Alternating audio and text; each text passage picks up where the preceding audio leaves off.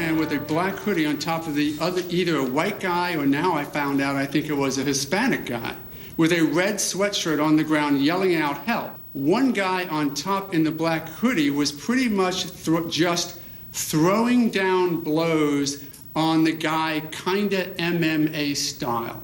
Was that the context in which that happened? Yes.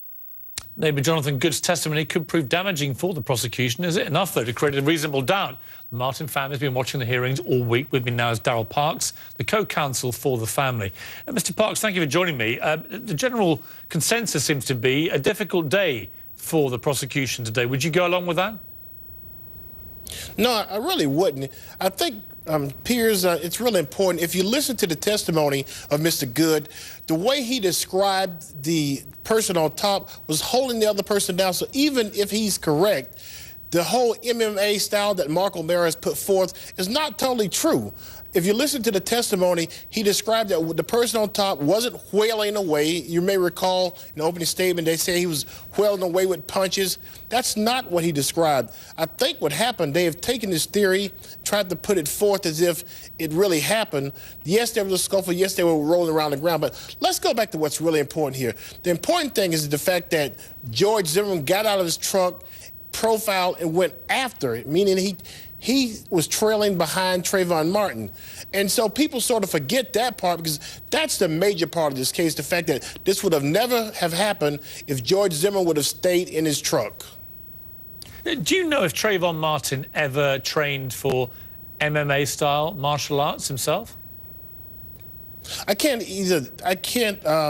confirm that or deny that at this time. But I think what's important here is they have put forth that, and I think Mr. Good's testimony is real important. If you look at the details of him describing the fight, he actually, even in the clip that you just played, right, he actually talks about the person on the bottom being able to fight back to some degree too. So the notion that he said at one point in trying to say that in putting forth his theory of MMA style, that the person's legs would have held down the arms of the person on the ground is simply not true. They were fighting, and in this situation, when he was also asked about the part of being on the concrete, he doesn't describe a situation where someone's head was just being pounded and pounded into the concrete step after step. So I believe that is true. That the prosecution... Let's watch another... Sorry, I was going to say, let's watch another clip from his testimony, Jonathan Good, because a lot of what you're saying is correct. Let's watch this again. You mentioned the second positioning, or the change in position, if we call it, they were horizontal. At that point, could you tell there was still two individuals, the same people? Yes. Okay, and in terms of describing the individuals, are you able to describe their faces or anything, or just clothing descriptions? Well, going back to when they were vertical, I could tell the person on the bottom had a lighter skinned color.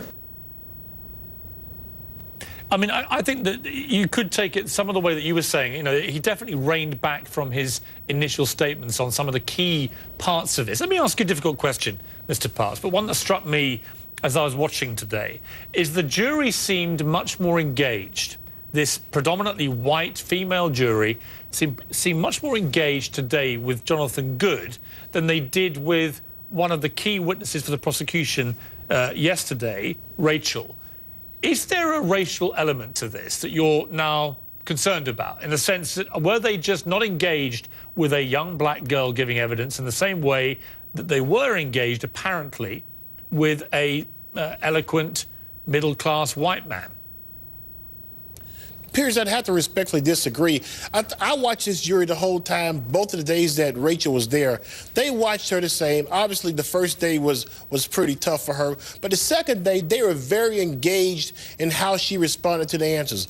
I watched how she stood firm on her core beliefs that Trayvon was scared of the guy, described him as creepy, and followed Trayvon. Additionally, most importantly, though, when they got to the point where they were confronting each other, she stood firm in that Trayvon and George Zimmerman had this encounter.